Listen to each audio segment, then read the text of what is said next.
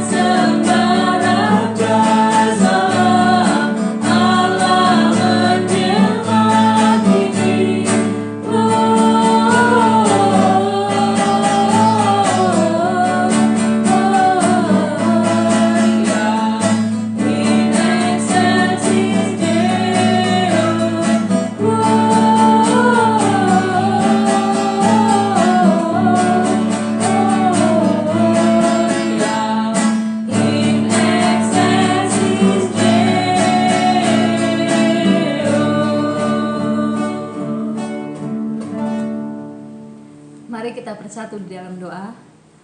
Bapa kami yang di surga, yang kami sembah di dalam nama Tuhan kami Yesus Kristus, terima kasih karena sepanjang tahun ini Engkau telah memberkati dan melindungi kami. Sebentar kami akan mengikuti jam doa, kiranya Tuhan memberkati kami dari awal hingga akhirnya nanti. Terima kasih Tuhan Yesus, hanya di dalam nama-Mu kami berdoa dan mengucap syukur. Amin. Kita akan mendengarkan renungan yang akan disampaikan oleh Pendeta Petrus, tapi sebelumnya kembali kita mengangkat pujian Hai Mari Berhimpun.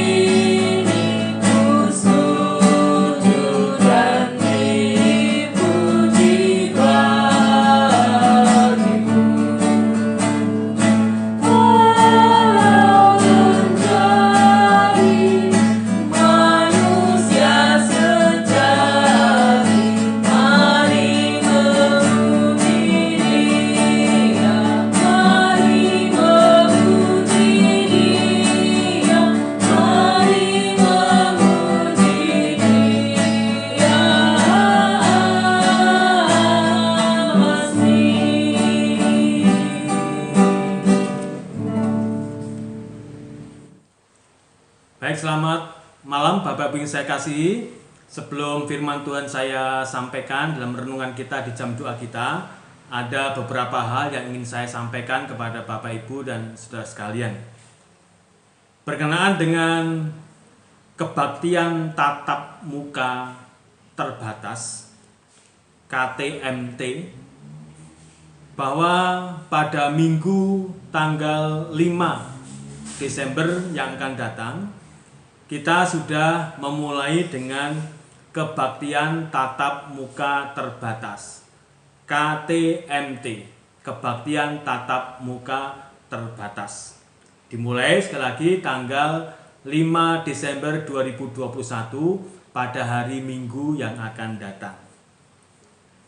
Ibadah KTMT atau kebaktian tatap muka terbatas akan dimulai pada jam 8 pagi. Pada jam 8 tepat kita akan memulai kebaktian tatap muka terbatas di BSP. KTMT akan dihadiri oleh 40 orang sesuai dengan pembatasan yang terjadi, yaitu antara 30 sampai 50%, dan kita akan mengambil 40%. Ya, kira-kira 40 orang yang akan hadir dalam kebaktian tatap muka terbatas dengan menerapkan protokol kesehatan dengan baik.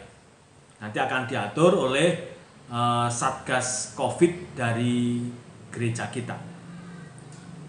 Nah, jemaat yang lain yang tidak menghadiri KTMT akan beribadah di rumah masing-masing secara online pada jam yang sama. Sekali lagi, pada jam yang sama bagi Bapak Ibu yang beribadah dari rumah, pada jam 8 tepat Bapak Ibu bisa mengikuti ibadah secara online. Jadi ibadah kita yang ada di BSB dan ibadah yang ada di rumah dilaksanakan pada jam yang sama. Secara langsung di BSB, dan Bapak Ibu yang di rumah juga sesungguhnya secara langsung bisa mengikuti ibadah dari BSB. Jam 8 tepat akan dimulai. Silakan Bapak Ibu untuk mempersiapkan diri sebaik-baiknya supaya tidak terlambat mengikuti ibadah Minggu yang akan datang pada jam 8 tepat. Kemudian untuk pengaturan siapa yang akan hadir pada ibadah tatap muka tersebut, semua akan diatur oleh panitia keanggotaan, dan besok Kamis semua akan disampaikan, akan diatur oleh panitia keanggotaan. Silakan Bapak Ibu sekalian untuk meresponi apa yang nanti yang akan disampaikan oleh panitia keanggotaan. Mohon perhatian, untuk sekolah minggu kita akan ada kebiasaan baru. Jadi kita akan latih kebiasaan baru kita. Sekolah minggu untuk semua kelas akan dimulai pada jam 19.15 serentak, baik secara online maupun secara offline. Jadi kebaktian selesai lalu dilanjutkan dengan sekolah minggu. Yang ikut kebaktian langsung mengikuti sekolah minggu, kemudian yang ada di rumah bisa membuka linknya nanti yang akan disediakan untuk hadir mengikuti sekolah minggu. Jadi sekolah minggu yang ada di BSB juga akan bersama-sama dengan sekolah minggu yang ada di rumah masing-masing. Demikian Bapak Ibu sekalian, kalau ada hal yang perlu ditanyakan silakan lewat di grup atau japri saya untuk bisa saya jelaskan dari pertanyaan Bapak Ibu dan saudara sekalian. Mari kita berdoa bersama-sama. Bapak, kami bersyukur atas kesempatan di petang hari ini, di Rabu pertama di bulan yang terakhir, dan kami bersyukur karena kami sudah mengadakan 1 tahun penuh kebaktian jam doa Rama seperti pada malam hari ini, dan kami bersiap untuk menerima firman Tuhan. Hanya firman-Mu yang singkat pada malam ini akan menjadi berkat buat kami sekalian. Terima kasih Bapak, dalam nama Tuhan Yesus kami berdoa, amin. Baik Bapak yang saya kasihi, firman Tuhan hari ini diambil dari Lukas pasal 1 ayat 39 sampai 45. Lukas pasal 1 ayat 39 sampai yang ke-45, demikian firman Tuhan. Maria dan Elizabeth Beberapa waktu kemudian berangkatlah Maria dan langsung berjalan ke pegunungan menuju sebuah kota di Yehuda. Di situ ia masuk ke rumah Sakaria dan memberi salam kepada Elisabet. Dan ketika Elisabet mendengar salam Maria, melonjaklah anak yang ada dalam rahimnya, dan Elisabet pun penuh dengan Roh Kudus. Lalu berseru dengan suara nyaring, "Diberkatilah engkau di antara semua perempuan, dan diberkatilah buah rahimmu. Siapakah aku ini sampai ibu Tuhan?" Garis bawahi, siapakah aku ini sampai ibu Tuhanku datang mengunjungi aku? Sebab sungguhnya ketika salammu sampai kepada telingaku, anak yang ada di dalam rahimku melonjak kegirangan. Dan berbahagialah ia yang telah percaya, sebab apa yang dikatakannya kepadanya dari Tuhan akan terlaksana. Bapak Ibu saya kasihlah pengalaman yang begitu luar biasa yang dialami oleh Maria dan Elisabet. Siapakah Elisabet? Elisabet itu adalah adik dari ibunya Maria. Jadi Elisabet itu buliknya Maria.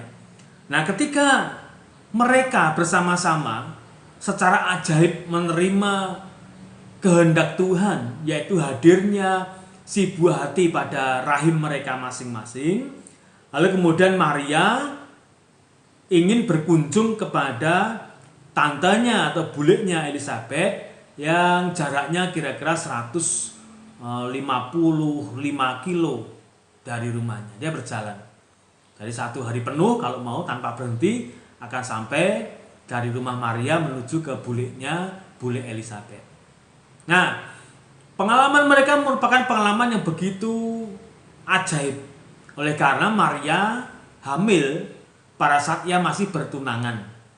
Ya, sekali lagi Maria hamil pada saat masih bertunangan dan belum bersuami secara resmi. Kemudian Elisabet itu hamil di masa tuanya. Di masa tuanya. Semuanya ajaib terjadi. Ya, mestinya Maria dan Elisabet juga tidak bisa hamil oleh karena kondisi alamiah manusiawinya, tapi karena kuasa Tuhan, karena kasih Tuhan, mereka keduanya bisa hamil. Baik Maria maupun Elisabet hamil dalam kuasa Tuhan. Artinya Tuhan bisa membuat sesuatu yang tidak mungkin menjadi mungkin. Meskipun sekali lagi keduanya mengalami resiko yang sama. Ketika Maria hamil di masa dia dalam masa tunangan, bukan sebuah pengalaman yang mulus-mulus saja. Bukan sebuah pengalaman yang langsung diterima dengan penuh sukacita dan bahagia. Tapi berbagai macam pemikiran terjadi ketika Gabriel bertemu dengan Maria dan menunjukkan bahwa Maria akan mengandung dari Roh Kudus. Wah, itu sesuatu berita yang tidak hanya membuat dia kaget, tetapi serasa shock, ya, terlalu kaget. Oleh karena pasti tahu Maria bagaimana resiko dari seorang perawan yang belum menikah dan sudah hamil. Ya, bayang-bayang hukuman itu ada, bayang-bayang kematian itu ada, bayang-bayang pengusiran itu ada. Bayang-bayang kehidupan yang tidak menyenangkan itu ada. Demikian juga dengan Elisabet yang hamil di masa tuanya oleh karena janji Tuhan. Ini juga bukan sesuatu yang langsung diterima dengan penuh sukacita dan bahagia, tetapi oleh karena juga ada perkara-perkara yang bisa saja terjadi, terutama di lingkungan mereka, di masyarakat mereka, ketika melihat ada seorang tua yang hamil. Akan menjadi heboh, akan menjadi bahan pembicaraan, bahkan juga akan menjadi bahan ejekan. Sehingga kedua-duanya bahagia meskipun juga ada resikonya. Tapi saya kasih apa yang kita dapatkan dari dua pengalaman itu. Yang pertama pasti kita meyakini bahwa Tuhan itu penuh dengan kuasa. Tuhan itu kasih adanya, dia punya rencana yang jauh dari rencana kita. Apakah kita seringkali berpikir ada sesuatu terjadi dalam kehidupan kita dan itu mustahil? Mustahil kalau saya bisa sembuh misalnya. Mustahil kalau saya bisa mencukupi kebutuhan saya. Mustahil kalau saya bisa meraih sesuatu. Mustahil kalau saya bisa melakukan sesuatu. Tapi apa yang kita pikirkan mustahil, bagi Tuhan tidak ada yang mustahil asal itu merupakan rencana dan kehendak Tuhan. Dan kita bersyukur punya Allah yang Maha Kuasa, yang rahmani dan rahimi, yang bisa berbuat sesuatu di luar semua akal dan pemikiran kita sebagai manusia. Kalau kita harus menanggung resiko oleh karena kita taat kepada Tuhan. Maria taat kepada Tuhan dan harus menanggung resiko. Elizabeth taat kepada Tuhan dan harus menanggung resiko. Yakinlah bahwa Tuhan tidak pernah tinggal diam atas resiko-resiko yang terjadi dalam kehidupan mereka. Maria mengalami resiko yang berat juga oleh karena akan diceraikan oleh Yusuf atau dipisahkan atau dianggap selesailah hubungan mereka. Itu juga merupakan masalah besar buat Maria. Resiko besar. Tapi Tuhan juga turut berkarya dan Tuhan turut bekerja di balik semua resiko yang harus dihadapi oleh anak-anak Tuhan yang setia. Tapi saya kasih kalau kita mau setia, pasti juga ada resikonya. Kita mau setia ke gereja, ada resikonya. Resiko di pekerjaan kita, resiko di kegiatan kita, resiko di lingkungan kita bisa jadi, resiko di dalam semua usaha kita bisa jadi. Tetapi kalau kita mau ngambil keputusan tetap setia kepada Tuhan, datang kepada Tuhan untuk beribadah kepada Tuhan, pasti resiko-resiko yang kita hadapi itu tidak akan kita hadapi seorang diri, karena Tuhan akan campur tangan dan tolong kita. Ada banyak orang yang tidak mau menerima resiko itu, merasa bahwa resikonya akan ditanggung sendiri sehingga dia memilih untuk tidak setia kepada Tuhan. Takut menanggung resiko. Kalau saya memberikan persembahan, kalau saya memberikan persepuluhan, resikonya adalah apa? Saya kurang. Kebuatan saya tidak tercukupi. Ingat bahwa Tuhan juga akan campur tangan dalam kekuranganmu. Jangan pernah takut dengan mengambil resiko karena taat dan tunduk kepada Tuhan. Karena Tuhan akan menolong kita. Kalau saya ambil bagian dalam pelayanan, mungkin resikonya adalah pekerjaan saya mungkin akan terbengkalai. Pekerjaan saya mungkin akan, keuntungan saya akan berkurang. Jangan takut dan jangan khawatir, karena Tuhan akan menolong saudara untuk tetap bisa melayani dan tidak rugi, dan juga semuanya bisa teratasi. Oleh sebab itu berbahagialah Bapak Ibu sekalian yang berani menanggung resiko karena setia kepada Tuhan. Maria dan Elizabeth membuktikan itu. Yang kedua, di situ ia masuk ke rumah Zakaria dan memberi salam kepada Elizabeth. Dan ketika Elizabeth mendengar salam Maria, melonjaklah anak yang ada dalam rahimnya, dan Elizabeth pun penuh dengan Roh Kudus. Apa masalahnya? Apa masalahnya yang terjadi? Mengapa bayi yang ada dalam rahimnya Elizabeth melonjak? Lalu kemudian Elizabeth itu penuh dengan Roh Kudus. Apa hubungannya dengan kedatangan Maria? Apakah Maria seorang yang tanpa dosa? Apakah Maria adalah seorang yang tanpa kesalahan?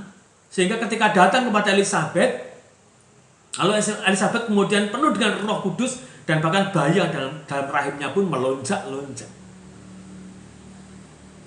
Saya rasa inilah bagian dari kebenaran firman Tuhan.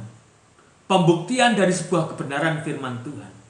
Bahwa bayi yang ada dalam rahim Maria itu adalah juru selamat. Dan berita itu sudah didengar oleh Maria. Berita itu sudah didengar oleh Elizabeth. Sehingga Maria dan Elizabeth menerima dan percaya bahwa bayi yang ada dalam rahim Maria itu adalah Tuhan. Ketika percaya itu, maka penuhlah mereka dengan Roh Kudus. Ketika percaya itu, maka ada sukacita yang terjadi dalam hidup mereka. Ketika mereka percaya itu, maka keajaiban demi keajaiban terus terlaksana dalam kehidupan mereka. Maria penuh dengan sukacita.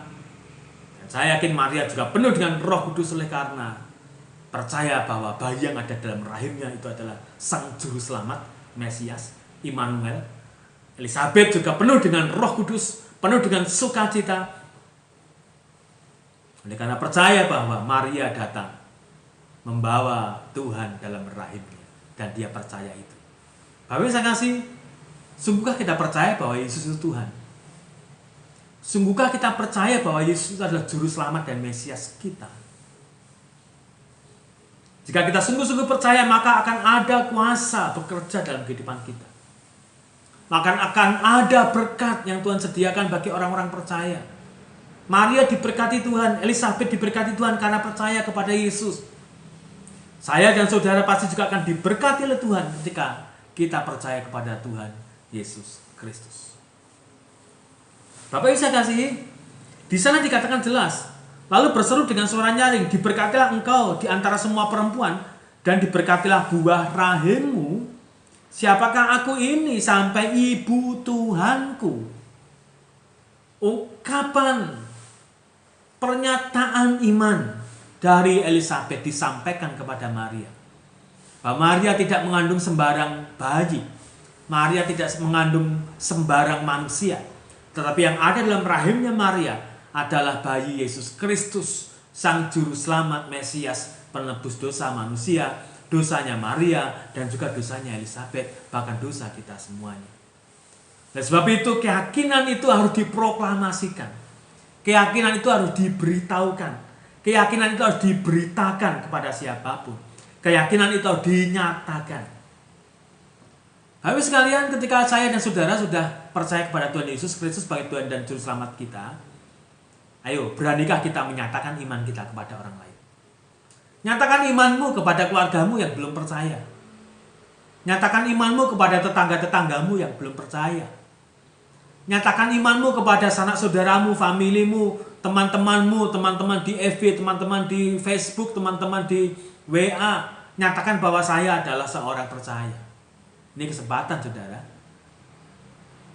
Musim Natal yang sudah kita mulai pada hari ini, mari kita gunakan kesempatan untuk menyatakan iman kita bahwa kita adalah orang-orang yang percaya kepada Tuhan Yesus Kristus. Sekali lagi, mungkin ada keluarga kita yang belum percaya. Mungkin ada saudara-saudara sahabat kita yang belum percaya. Mungkin ada teman-teman kita yang belum percaya. Atau siapapun yang bertemu dengan kita yang belum percaya. Kesempatan buat kita, mari kita gunakan untuk menyatakan iman kita kepada Tuhan kita Yesus Kristus. Percaya atau tidak percaya mereka bukan urusan kita. Tugas kita, kewajiban kita seperti dengan Elisabet, hanya menyatakan iman saja, memberitahukan saja bahwa Yesus itu adalah Tuhan dan Juru Selamat. Yang terakhir, diberkatilah engkau di antara semua perempuan, dan diberkatilah buah rahimmu.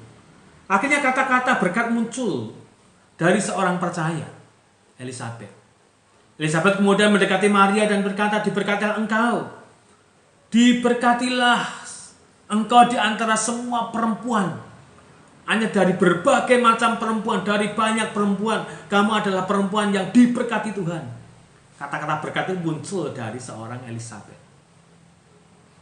Kami saya kasihi, mari kita gunakan fasilitas kita untuk berbicara, baik melalui fisik kita, mulut kita, maupun HP kita untuk kita berbicara.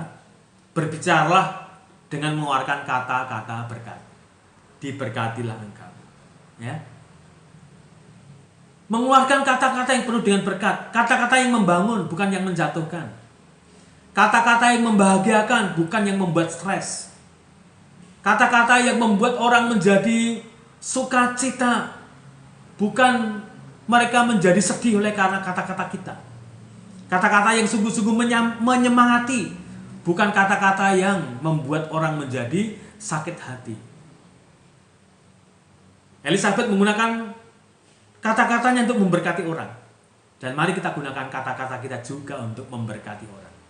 Keluarkan kata-kata berkat kita kepada keluarga kita, kepada teman-teman kita seiman, kepada saudara-saudara kita, dan kepada siapapun yang ada bersama dengan kita. Gunakan kata-kata, kesempatan untuk berkata-kata dengan mengeluarkan kata-kata berkat.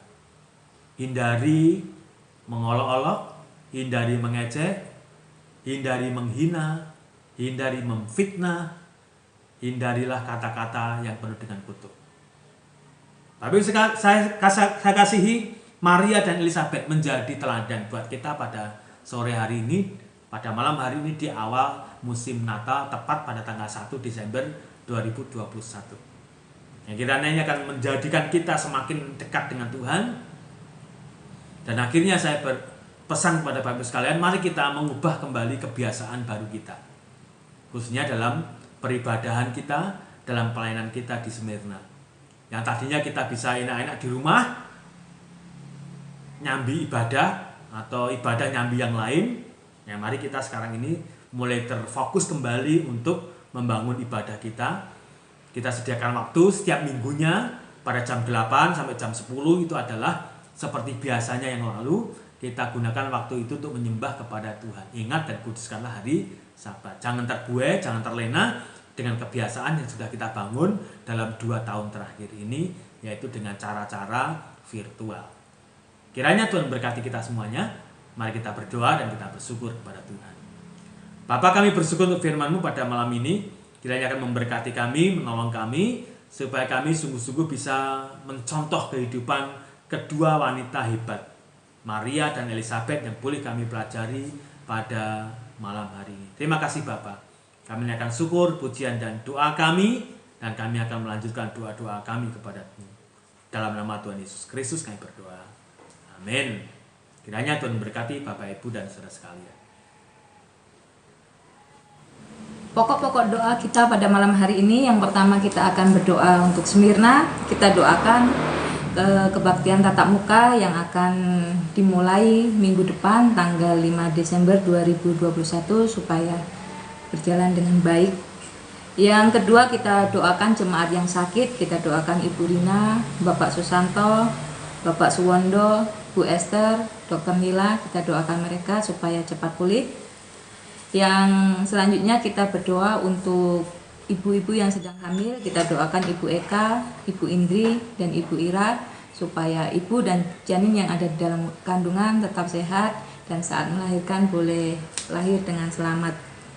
Kita juga doakan anak-anak kita yang saat ini sedang menghadapi ulangan semester pertama. Kita doakan supaya mereka bisa dan mendapat nilai yang memuaskan.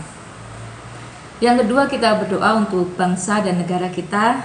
Kita tetap doakan para pemimpin kita dari presiden sampai ke tingkat RT RW. Kita doakan supaya para pemimpin kita diberi kebijaksanaan dalam mengambil setiap keputusan yang ada. Kita juga doakan pemerintah kita dari pusat hingga daerah. Kita juga doakan antisipasi untuk lonjakan gelombang ketiga di musim liburan nanti supaya tidak terjadi dan semua masyarakat boleh mematuhi segala peraturan dan protokol kesehatan. Kita juga doakan untuk stabilitas ekonomi kita menjelang Natal dan Tahun Baru supaya harga-harga tidak naik. Kita doakan. Yang ketiga, kita berdoa untuk GGBI. Kita doakan Natal pria baptis BPD Lampung pada tanggal 3 Desember 2021. Kita juga doakan Natal keluarga hamba Tuhan di BPD Lampung tanggal 13 Desember 2021. Kita juga doakan Yayasan Baptis dan lembaga-lembaga yang ada di bawahnya, BPN, Bamusnah. Kita doakan supaya terus bertumbuh dan berkembang. Kita juga doakan gembala-gembala sidang di Baptis dan juga gereja-gereja yang saat ini mengalami kekosongan gembala sidang supaya dapat mendapat gembala sidang yang baru. Selamat berdoa dan sampai bertemu minggu depan di jam doa.